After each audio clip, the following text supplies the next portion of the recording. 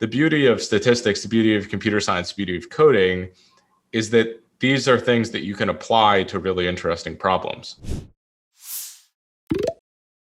When did you first get interested in just analytics and numbers and in model building? Was it something that happened like from a pivotal experience, or is it a long drawn out kind of courting this field and falling in love with it? Well, if one of the choices is, like high school or something, it wasn't that, certainly on the stats side or the math side. I mean, I did fine in those classes. I survived, but I never really felt inspired.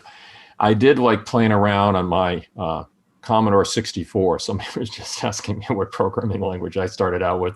I certainly wasn't doing machine learning stuff. It's just, you were doing the most primitive things there. I mean, think it's the Apple Watch that I just got last week is more powerful than that Commodore 64 is by orders of magnitude, right?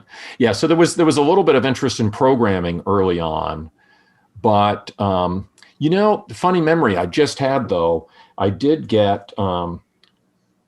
remember buying Society of Mind in high school. I don't know, that's an old book now, that's like 80s, but that was Marvin Minsky's like AI book. It was just basically about, is it possible to build up something like the brain from like little tiny components? So there must have been some hint that I was interested in that. And I remember reading, there was a book that came out in the 80s too. I graduated high school in 86, so this was all around the time.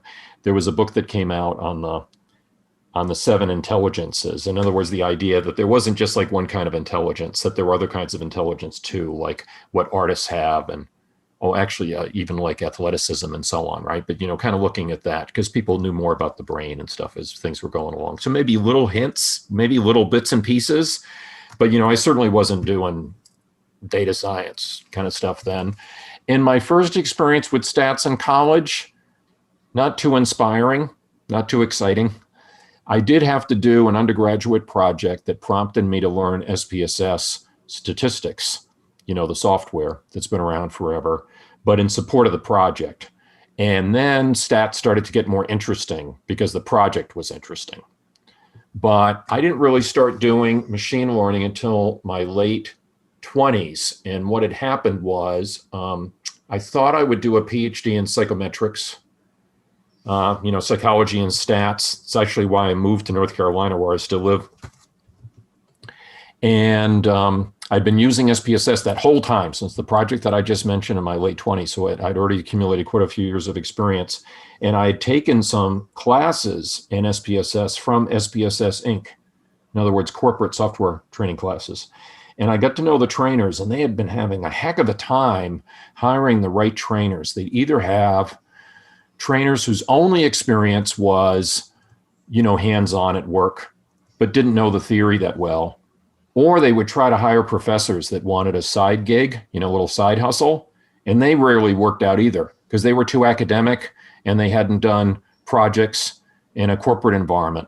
So the more they got to know me from taking these advanced classes that I was taking, they just thought I'd be a really good fit. So that was a cool opportunity because I thought that would be a fantastic side gig during grad school. But I enjoyed it so much that it ended up being like 40 weeks a year, which obviously killed the idea of grad school and traveled all over the place. So it was a lot of things, I guess, hinted at it earlier on, but then I was doing like all stats all day. So I still wasn't doing machine learning, but a couple of years after that, SPSS bought a much smaller company that made what was then called Clementine. And that's what, through many years of evolution and acquisition, became IBM SPSS Modeler. That's what it would be called now.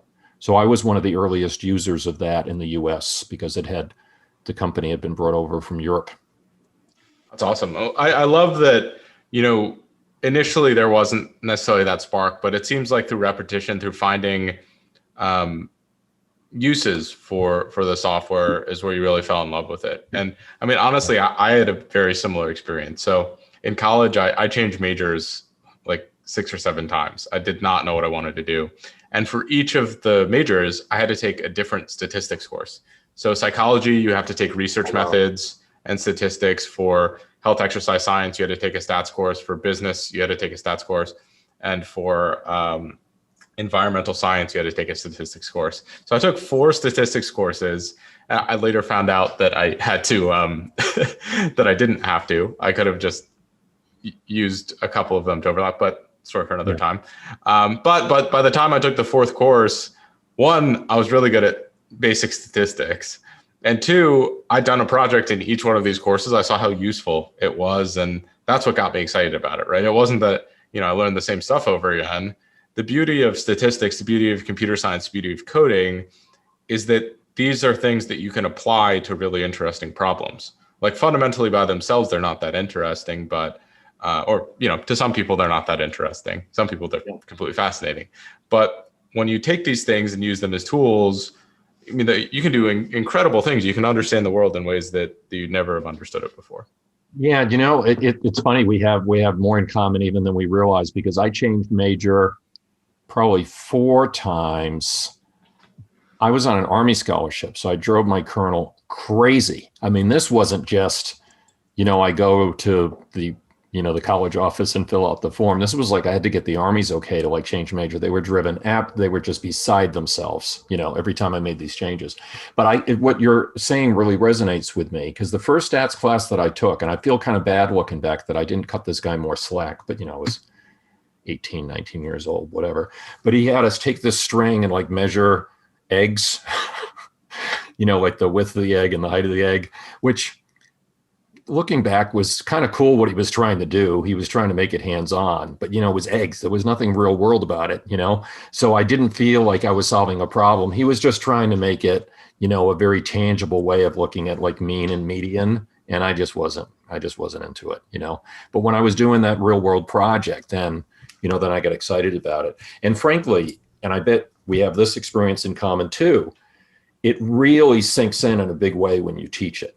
You think you know it, but now you're going to be in front of 20 people, or, in your case, a little bit different. You're in front of a heck of a lot more than 20 people, but they're not always in the same room with you. They both have an interesting dynamic. But I would be almost every business day in front of these folks teaching the software, and the concepts part of it was a big part of what we would cover, so the pressure was on. And I never did get an advanced degree, so, I thought for sure I was going to get that PhD, and I was just postponing it.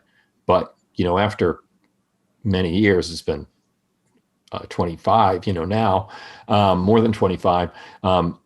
Obviously, things have changed. But, I always thought I'd go back, but I would frequently have PhDs in my classes because they might have known the theory, but been switching software. That was often why I had them. They were often SAS users, which at the time was SPSS's biggest competitor. Between the two of them, it completely dominated the space. R was not a thing yet in the late 90s. Python existed, but it wasn't a machine learning thing. So the two big players in both the statistics space and the machine learning space were SAS. So I would get these SAS folks, had been trained in SAS. I don't mean SAS employees, that had a new job or something. I live in Raleigh-Durham, North Carolina, which is about 5 hours drive to DC. So I would frequently be the DC trainer. 1 week a month, probably, I was in DC. So you can guess the kind of folks I had, Department of Labor, AARP, IRS, all that kind of stuff. So sometimes when they switched departments, they had to switch software. So I remember the 3rd time that I taught regression, I had in my regression class. Now he was like 60 at the time because Tukey had passed, but this guy had gotten a PhD with John Tukey, the guy that a lot of tests are named after. Yeah, exactly. That's the guy. So here was a guy that had taken grad stats with Tukey many, many years earlier. But again, it was because he was learning regression. But this class, I had to review the theory too. So he introduced me during the first lunch break, and I was terrified. I felt like I really knew my stuff, but somehow I got all I got kind of all funny since I'm such a huge fan of Tukey. But he complimented me at the end, and that was a big confidence builder. But, that's what I mean about the adrenaline rush. Each night, even though some of the stuff I was teaching pretty basic, I felt I really had to be on the top of my game teaching those classes.